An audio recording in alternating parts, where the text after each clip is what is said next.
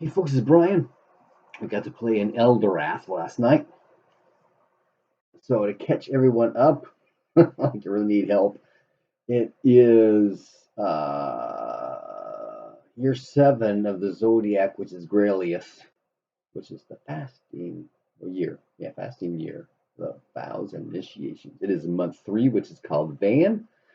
We are in the first week, the 3rd day, called Mordag. Okay, so Wes and Alexander slowly made their way through the black inky smoke, and we ran into Raymond and Runt, and eventually we come out of the smoke. And then we bring Tyndall through. We hear some sobbing off to the north, northwest. And some of us recognize the voice of a small child. Mommy, mommy, wake up, mommy. So we go to explore. Eventually, we come into a large area. There's a small cliff face there, and up above, there's a Runt and Tindo go up. Wes has got light on his shield, so he's kind of doing what light he can to help everybody else out. Plus, we got a couple of lanterns and a torch. Alexander's back with Wes, and Raymond is searching around down south, trying to cover all the entrances to this area that we're in. So Runt and Tindo go up, and they go investigate. There's like a leather curtain hung up in the corner. Tindo checks it out. He hears that voice again behind him. Hello, hello. And then quiet. So he goes and checks it out. And behind there is an old man, a woman, and a child. The old man is chained to the wall. The woman is chained to the wall. And the child is chained to the woman. There's some embers and coals and stuff in a little spot. Like there had been a fire there, but it had been knocked out, kind of thing. And later on, through a number of machinations between the whole party and GM on trying to describe and explain the manacling system, I thought at the end, a picture is worth 1,000 words, because we in our heads have pictured manacles a certain way, which is different than the way the GM envisioned manacles in his head. And then trying to explain and get those two thought processes to see something similar took way too much time. And it all started with Runt trying to pick the locks to pop open the manacle. They're not locked, but they got pinned. They're riveted shut. Excuse me, I have this head cold that's been going up and down for like 2 weeks now, and it's still fooling me in the back of the throat. Anyway, while Tindo was up dealing with the man the first appeared to be dead, she checks him out. Now he's not dead yet, so she does some healing on him, does some healing on the woman. The man regains consciousness, and it says something about secret and treasure and something else. Where did it go? I thought I had it on here, but I don't see it. Anyway, and while that's going on, Runt is exploring the rest of this upper area, and again, another fire pit that's been kicked all off, so there's embers everywhere, and some nests. I didn't quite catch what these nests were all about, but apparently there was a spot up there where there was probably a chest that got dragged off. Eventually, we figure out how it is possible to get the manacles undone. And Raymond, in an area he was exploring, finds an anvil and some tools and stuff. So we get the tools, we get them free enough to get to the anvil to unpin everything, and eventually everything gets solved. And the old man the whole time is telling them, get them out of here, get them out of here, get them out of here, talking about the woman and the child. And we're saying, hey, calm down, we're going to take you all out. In fact, we pulled the curtain down to make a little maybe Troy, a little litter kind of thing to help, get the old man, because he's not going to be able to get out on his own. And the woman's unconscious still at this point. So we're doing what we're doing to get them out of there.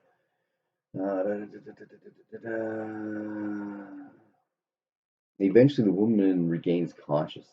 Says, did you kill Kotang? Kotang, that's right. Kotang. I had problems with this name all night long. I want to see his dead body. But she's also very nervous when we explain that, we came down, we killed most of the goblins, one guy got away, and we're getting you out of here. But she seemed very nervous about that. And then she says something, you don't understand. Kotang speaks to spiders. And we ran into a spider on the way in here, so we're going, well, that's not a good thing. So we're dragging them out. We get out. There's this main line tunnel that goes from the entrance, goes all the way down to this area where we are. And so we're all going. We're all going. We're all going. And there's this one chimney spot that had the giant spider that jumped down and jumped on. Who was it? Runt. Who jumped on Runt? And oh, not yet. Later we'll do that. So we're dragging her out, but after we get past this point, there's another side passage that goes off to the west, kind of thing. At that point, the GM tells us we hear this chittering behind us. I'm thinking something that behind, there's some spiders hiding in this side passage. But no, it's not. It's from further south, and there's lots of it. And they're coming this way. So West preps up a sleep 10 spell. As soon as he sees beady eyes, he fires at it. A handful of them fall asleep, but there's more coming behind him, so we take off.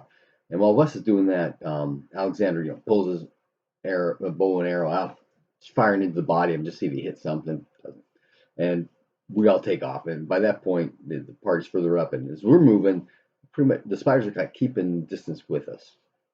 I didn't think about that until just now, but they should have been able to overcome us very quickly. So maybe it was just the light and the stuff that was keeping them back, maybe, or something else. So we get to the top, we get out, and apparently some of the goblins had gotten by us, ran out the front door, and so the guards that are there at the camp killed them. So there's some goblin bodies there. We dragged the guy and the old man, the woman, and the child out, and it turns out that somebody recognized this woman who had disappeared on pilgrimage as a child. That's what happens when you get critical successes, right? Yeah, her name is Solveig. There it is. Okay. And Solveig and grabs her sleeve, pulls it up. She's got this tattoo, a symbol of Lorath with a sea motif. And Solveig says, I don't know. She doesn't recognize that name. And they start pestering questions. What happened to you? Where have you been? And the old man, this whole time, has been real quiet.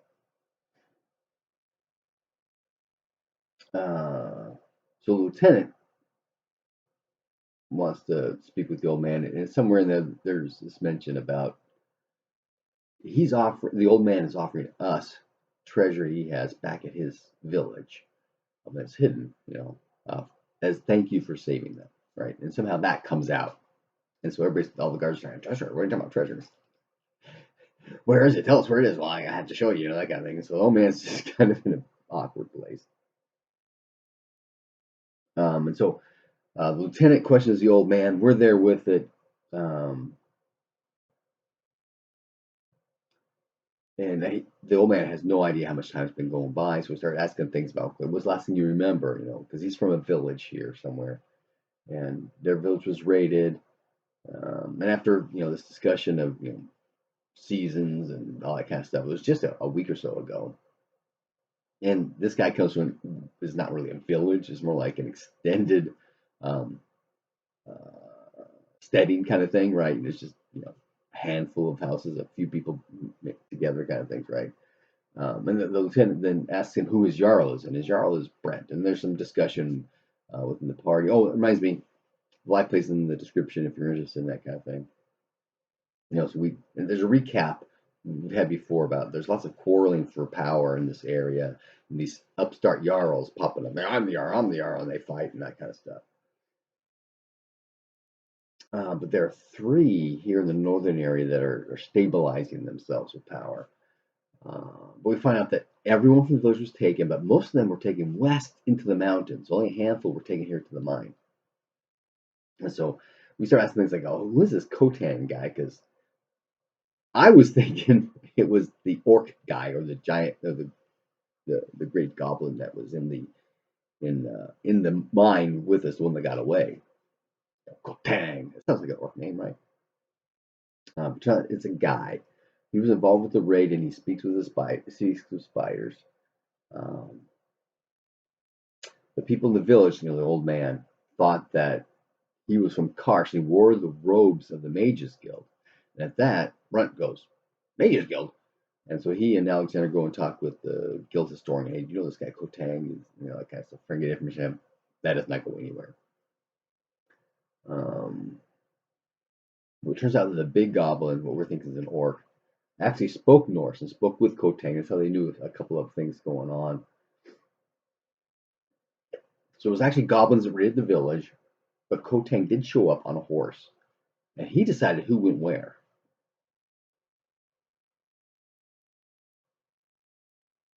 And so he and the goblins and that select piece of prisoners came to the mine, and they didn't see anything that would be hospitable for humans, right? So Kotang's probably not in the mine somewhere. But over time, right, goblins would disappear, people would disappear, and occasionally Kotang would show up and take some prisoners. Last time was maybe 2 days ago, and he showed up maybe 2 or 3 times. So we're figuring, it's probably time for Kotang to show up again. But we got to camp back in front of the mine, so unless there's another entrance somewhere, we probably won't see him.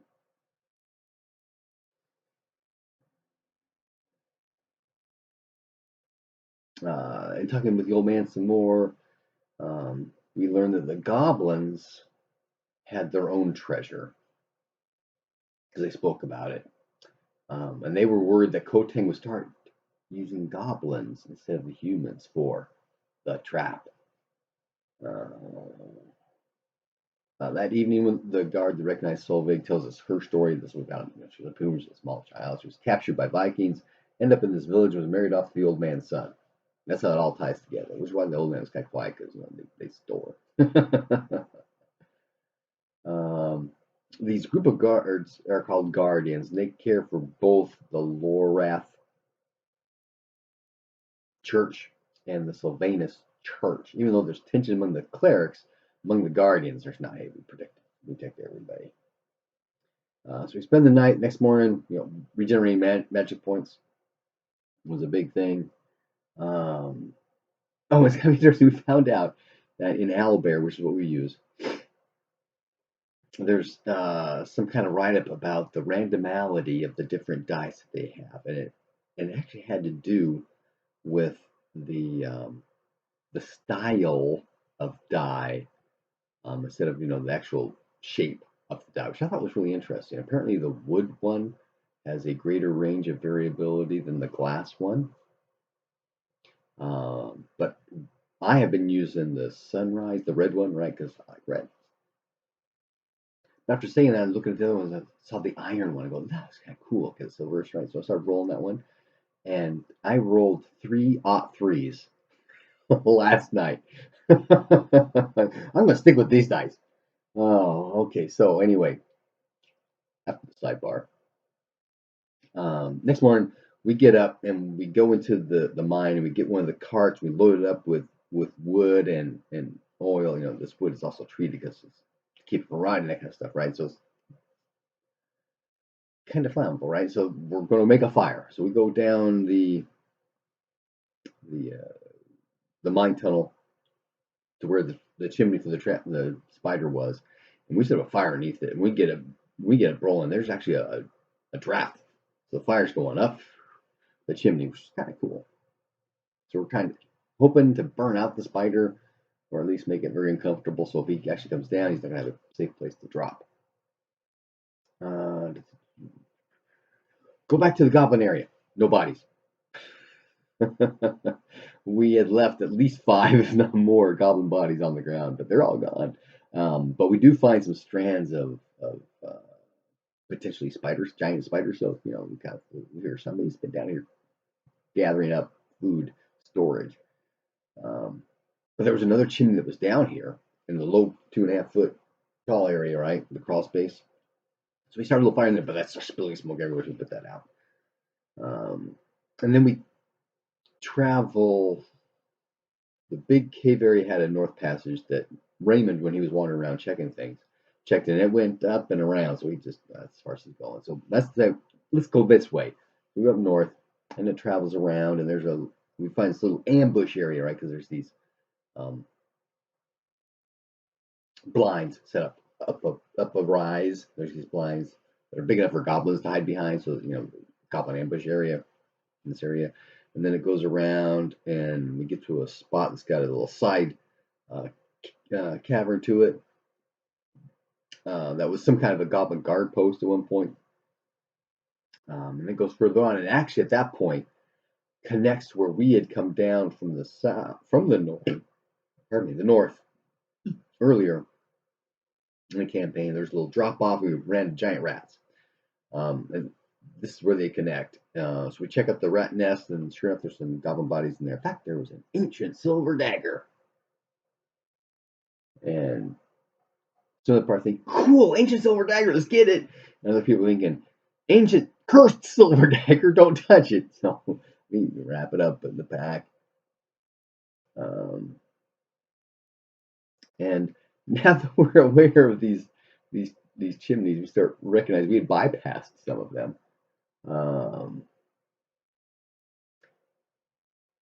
But we connect with our old trail and go northwest. And it curved around somewhere. I didn't keep a copy of the picture, but somehow we got to another side trap kind of thing. Because we come back down and we spot an actual trap door for a trapdoor spider. And normally, they're in the ground, right? They pop up and the spider pulls you in and down, right? Well, this is in the ceiling. And somebody spotted a gem. And then we noticed this trap door thing. There's something in the ceiling that's not like the rest of this camouflage to be like the rest of the ceiling, but you could tell it wasn't. And so it was throws a dagger at the gem kind of thing, right? But to see if it can trigger some kind of a trap. It hits, instead of knocking the gem off like you would expect it to do, the dagger kind of sticks, and sure enough, the trapdoor pops open. There's a blur of motion, and the dagger and gem are gone. Okay, so this is in fact trapdoor fire. So Wes and Raymond set up because Raymond's got armor. He can handle getting bit by a giant spider. And he gets his shield. Well, they both have shields at this point. And we take the torch, we attach it to, we ran into a mining area, lots of stuff and tools and things. We get, the handle from a pickaxe, tie up the torch to it so he's got some range to go, okay, we're going to melt this trap door down, right? So as soon as it gets the flame up there, thing pops down, the spider jumps out, jumps on him, starts to attack. Well, we were concerned about Raymond getting sucked up into the chimney, kind of like what happened to Runt. So we tied a rope around him, and Runt and Alexander have the other end further down the tunnel from him. Well, as soon as the spider jumps down, Runt and Alexander, react. They pull, and they sort of pull Raymond back. And excuse me. And Wes has been prepping up a overcharged shock bolt. Well, as soon as the spider gets Raymond pulled out, the spider turns and jumps on Wes. Starts doing his thing on the shield. So Wes drops the shield, fires the shock bolt, but was not successful in his casting. A few times, right? Perfect timing. But the next round, it fired. In the next round, the giant spider jumps up, attacks the shield. He drops it. He pulls out his parry dagger, fires another shock bolt. This one did 13 points of damage to one of the legs. By that time, Raymond has recovered enough, has sword out and attacks and hits it in the abdomen for a bunch of damage. And at that, the spider is gonna flee. It takes off. So I believe there was an attack of opportunity. We're all kind of hazy on, well, I'm kind of hazy on when, is that believable? And when do you do it, and that kind of stuff. But anyway, Raymond gets another shot, hit in the head. Did some decent damage, but not enough to take the spider out. So the spider goes up, pulls the trapdoor shut. So we get the torch and we melt the rest of the trapdoor, and we look up and there's 2 tunnels up there. Okay. Oh, Wes got a critical success, my third out three for that night, on a scan when the giant spider jumped on his shield. It had a little saddle and tack and a harness kind of thing, and it had a brand on its tummy. Holy cow! Oh yeah, so there's a bunch of joking about that kind of stuff going out through the rest of the evening. Um, okay, and beyond this spot is the dead end of the cavern. Lots of scree, leftover mining stuff. But was it Alexander? Maybe an Alexander um, found a bunch of gems lined up like runes, like somebody leaving a message with all these gems on the floor. So we're gonna start. Well, Raymond says, "Hey, Wes, sketch that up." So Wes sketches the runes. Starts gathering up all the gems, and Alexander notices this very last one was not actually a gem because these were cut shaped gems, right? Not raw. Yeah, but the very last one was an egg, a very small egg, and it's warm. So he's trying to protect it and stuff, and we head on out. And as we go out, there's a secondary major shaft, which is where we went the first time. But there was a shaft off to the south, where south of where the glowing zombie-eyed guy attacked us. That we didn't go down, so we go and check that out, and it just goes for a little ways, but in dead ends. But there's a couple of bodies back there, dressed like miners. Um, their fingers and extremities are blackened. And somebody comes up with that's an effect of being poisoned. So we take those bodies and head on out.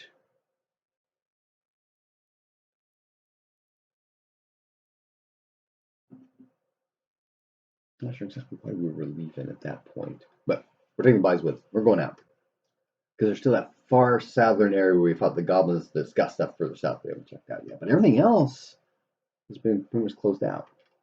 So, talking with guards and stuff, somebody else made a critical success roll. This blackening of the finger stuff is evidence of being poisoned by a phase spider. We show them the runes. It's in Norse, obviously, and seems to spell thank you, but they were complaining about how it was spelled. And hey, that's how it was. It's a good drawing, bad setup. And it turns out the historian takes a look at the dagger because he looked at the sword before, and we were afraid this was cursed. Turns out this dagger is an elven dagger, 900 years old, from just before the fall of Forg, which should be an of, not an or. That it is specifically designed to fight undead. Why would a goblin have such a dagger? So we've got this elven dagger, we've got the cursed short sword that all indicate something was tapped into here, right?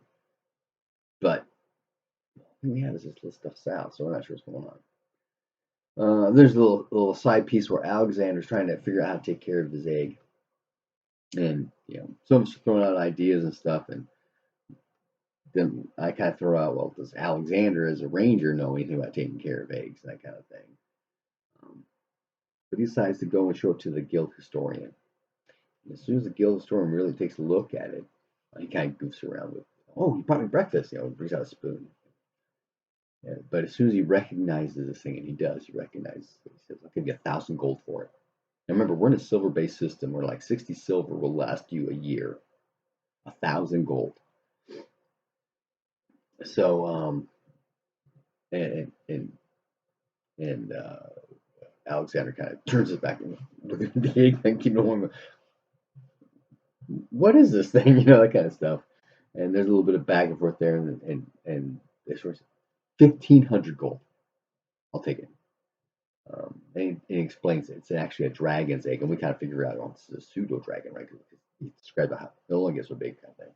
This is a pseudo dragon's egg, but it's warm and it's getting cooler. We're all trying to figure out, how do we incubate this thing? What do we do? And after a great deal of time spent at the end of the session on bickering and dickering, and what do we do about this egg thing? We ended the session. So it gives the players time to think through. Okay, what can we really do? What should we do? Because we're going back into the thing because we still got lots of stuff. Plus we got a lot of spiders we know that are in there that we haven't killed. And then there's the actual trapdoor spider which we wounded, which is not dead. We need to go and get. So there's still lots of stuff for us to do. And what are we gonna do with this egg? Happy gaming.